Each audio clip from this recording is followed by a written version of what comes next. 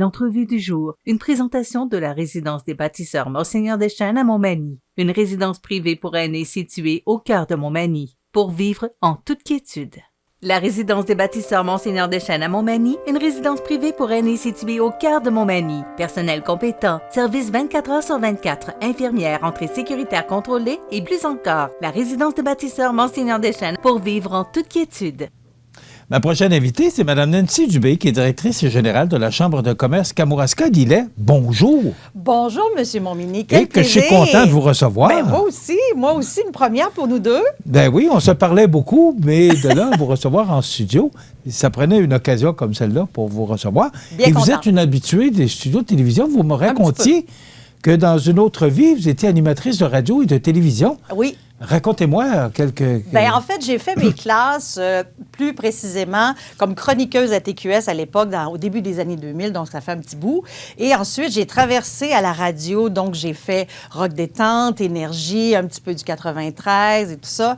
Et puis à un moment donné, j'avais l'impression que j'avais fait le tour du jardin, alors je suis allée dans des communications un petit peu plus standards, relations publiques, communication interne dans les entreprises et tout ça. Donc, j'ai touché un petit peu à tout. Rédiger des communiqués, attaché de presse, pas politique, mais attaché de presse surtout. Donc, j'ai touché à plein de trucs dans le métier, le merveilleux monde des communications. Mais c'est ça, parce que la radio, la télévision, ça mène à beaucoup de choses, ça ouvre beaucoup de portes. Beaucoup de portes, effectivement. Ça a été très formateur. Bon, et si je vous reçois aujourd'hui, c'est justement parce qu'on voulait mieux vous connaître, mais aussi... c'est que la Chambre de commerce Kamouraska-Lillet annonçait récemment qu'elle redistribuera plus de 32 000 dans la région afin de promouvoir l'achat local. Absolument. C'est tout un cadeau, ça. C'est fort, hein? Racontez-moi comment ça s'est déroulé, parce que, bon, 32 000 $, on sait que les chambres de commerce ne sont pas millionnaires. Loin de là. Et malheureusement, parce qu'on a vraiment besoin des chambres de commerce dans notre région. Merci de le dire. Dites-moi comment vous avez fait pour trouver 32 000 $. C'est que, en fait, la Fédération des chambres de commerce a reçu une enveloppe du gouvernement fédéral. En fait, au total, pour la province, c'était un petit peu plus que 7 millions à peu près à distribuer dans toute la province à travers les associations de développement économique et aussi les chambres de commerce. Alors, nous, les chambres de commerce, ce qu'on avait à faire, c'est à déposer un projet qui expliquait toutes nos dépenses, qu'est-ce qu'on allait faire avec ça, mais il fallait vraiment prioriser la promotion de l'achat local, mais surtout le retour dans les commerces, parce qu'on ne parle pas de commerce en ligne ici, on parle vraiment de retourner voir la personne qui nous vend des souliers, notre boucher, la boutique de vêtements et tout ça. Alors moi, j'ai présenté un projet. En fait, on faisait déjà des campagnes d'achat local depuis 13 ans. Tout ce que j'ai fait, en fait, c'est de l'amplifier avec la participation de nos médias locaux, parce que vous êtes très importants dans la diffusion de nos messages. Alors, on a présenté ce projet-là, une campagne d'achat local amplifiée. J'ai présenté les dépenses que j'allais avoir avec cette campagne-là. Et on a accepté. Donc, j'ai reçu la somme que j'ai demandée, 32 100 $ exactement. Alors, tout ça va être redistribué dans le sens qu'on va aller chercher des graphistes locaux, des imprimeurs locaux, des médias locaux. Alors, c'est comme ça qu'on va redistribuer ça. Et cette campagne-là, bien, ça va permettre aussi aux gens d'aller magasiner dans nos commerces. Donc, qu'est-ce que ça fait? Bien, ça va faire rouler l'économie, qui est très importante aussi en ce moment avec tout ce qui s'est passé avec la pandémie. Alors, tout le monde va en profiter un petit peu. Alors, c'est pour ça qu'on dit qu'on le redistribue dans la région. Kamouraska-Lillet. Bon, est-ce que je comprends que cet argent-là est investi dans tous les médias, mais est-ce que vous gardez de l'argent pour faire la promotion de ces commerces-là? Absolument. Qu'on les entende, qu'on les voit, qu'on les connaisse? Oui, Parce qu'il y a des commerces qu'on ne connaît pas. C'est sûr, parce que nous, quand on fait on fait un gros tirage, parce que je ne sais pas si vous savez, mais depuis 2003, on a développé ce qu'on appelle une petite monnaie locale. C'est nos certificats d'achat régionaux, qui est comme un certificat qu'on achète et qu'on va dépenser uniquement dans les commerces de la région et qui sont membres de la Chambre de commerce Kamouraska-Lillet. Donc, on fait une grande campagne, on invite les entreprises à se joindre à ce mouvement-là. Le nom de ces entreprises-là est diffusé aussi. Alors, ça fait partie de tout le mouvement et la visibilité qu'on veut donner à nos commerces et à tout ce qui inclut notre économie locale. OK. Ça commence quand, cette campagne-là? Officiellement, les campagnes de publicité vont commencer le 15 novembre et ça va s'étirer jusqu'au 23-24 décembre. OK. Donc, cette campagne-là, c'était pour promouvoir l'achat des fêtes et aider nos commerces. Oui, mais on va développer des outils pendant ce temps-là parce qu'avec ces sous-là, on va essayer de faire des trucs qui vont être ou des vidéos et des affiches qu'on va pouvoir réutiliser même après. Parce que tant qu'à avoir ces sous-là, on veut que ça dure plus que 2 mois ou quelques semaines. Alors, c'est sûr qu'on va développer des outils qui vont être réutilisables après parce que l'achat local, c'est à l'année longue. C'est juste que là, on avait l'habitude de faire notre campagne. Nos commerçants sont habitués avant les fêtes et tout ça pour inciter les gens à acheter dans la région parce qu'on sait que les gens consomment énormément à la période des fêtes. Donc, c'est pour ça qu'on la tenait là, mais c'est sûr qu'on va continuer de parler de l'achat local à l'année longue avec les outils qu'on va développer. Est-ce que vous vivez, vous aussi, des pertes financières? Est-ce que votre région, est-ce que vous avez des statistiques du fait que les gens achètent peu ou pas ou beaucoup dans votre région au niveau local? En fait, moi, tout ce que j'ai, c'est les commentaires des les fuites commerçants. commerciales, c'est le mot que je cherchais. J'ai pas de chiffres là-dessus. Ça serait vraiment intéressant de le savoir. Nous, je sais qu'avec les certificats d'achat régional, on a réussi à garder dans la région, dans les dernières années, au-dessus de 300 000 $. Ça, c'est ce qu'on sait de nos chiffres. Les fuites commerciales, il faudrait que je vous revienne avec ça. J'ai pas de chiffres récents, mais si je me fie à ce que nos commerçants nous disent, c'est que les gens de la région sont au rendez-vous. On dirait que depuis que la pandémie a frappé, on a frappé énormément aussi sur l'achat local et l'importance de garder notre économie en vie et nos entrepreneurs, nos entreprises pour qu'on continue de fonctionner. Et ça a marché. Je dirais qu'il y a beaucoup de commerçants qui me disent que les gens sont au rendez-vous. Les gens viennent les voir. Les magasins sont pleins. Les stationnements sont pleins. Et quand je vois ça, je trouve ça tellement rassurant que... Est-ce que la population est plus sensible, Mme Dubé? Absolument. À l'achat Les local... gens sont plus sensibles, comprennent plus l'importance d'acheter local? Oui, oui. Et je dois dire que je vais vous parler d'une statistique qui m'a vraiment frappée. Si toutes les familles ajoutaient seulement 5 $ en achat local, dans une semaine, on injecterait 1 milliard de plus par année dans l'économie locale. Ça, c'est 5 $ de plus seulement par semaine. C'est pas beaucoup, là, quand on pense à ça, par famille. Alors, c'est un petit geste, mais qui peut tellement faire du chemin. Alors, je pense que oui, les gens sont plus sensibilisés à ça. Et on a vu aussi les petites entreprises, les petits marchés publics. Les gens vont acheter leurs légumes dans un petit marché local. Moi, je le fais. Et puis, je vois qu'il y a du monde et il y a de l'engouement. Alors, je le sens sur le terrain et je le sens aussi par rapport aux commentaires que nos membres nous font. Est-ce que vous pensez que cette campagne-là va donner une autre poussée à nos marchands? Comment ils vont, nos marchands, dans l'idée à Kamouraska? Bien, savez-vous, il y a beaucoup de médias qui m'interpellaient avec ça et je dois vous dire que le moral a quand même été bon malgré tout. C'est sûr qu'on était fatigués. Les commerçants étaient épuisés. Avec la pénurie de main-d'œuvre aussi, ça n'a pas aidé. Je vous dirais que tout ça mis ensemble, ils sont très résilients. Je ne vous dis pas que c'était rose tout le temps. Mais moi, quand je les interpelle régulièrement, je veux savoir comment ils se sentent, je veux avoir leur avis sur tel sujet. Ils sont là, ils sont présents et ils nous disent, on va s'en sortir, on va y arriver. Comme le passeport vaccinal, ils me disaient, Nancy, c'est ça qu'il faut qu'on fasse pour ne pas fermer, on va le faire. Alors, j'ai ressenti un grand courage, une grande résilience de nos membres et de nos entreprises de Kamouraska et Lillet. Mais je ne vous dis pas que les gens n'étaient pas fatigués, épuisés. Là. C'est pas ça que je veux dire. Je sais que ça a été dur pour eux. Mais en majorité, nos commerces vont s'en sortir, je crois.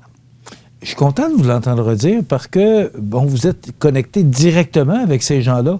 Donc, vous avez vraiment le pouls là, de ces commerçants-là pour savoir comment ça se passe. Et il y en a qui ne gênent pas pour prendre le téléphone puis me dire, Nancy, ça va pas, ou tu devrais faire ça, ou on pourrait-tu faire ça. Donc, puis c'est ça que je dis souvent, servez-vous de votre chambre de commerce. On est là pour ça, on est là pour vous écouter. Si vous vous demandez à quoi ça sert une chambre de commerce, bien, c'est un peu ça. Le 32 000 $, l'achat local, représenter les entreprises, vous écouter, aller diffuser vos messages aux différents paliers gouvernementaux. Donc, servez-vous, emparez-vous de votre chambre de commerce et utilisez-la comme outil, comme haut-parleur pour vos besoins, pour vous faire entendre. Alors, c'est à ça que ça sert la chambre de commerce. Et puis, je pense qu'il y en a qui l'ont compris dans Kamouraska-Lillet.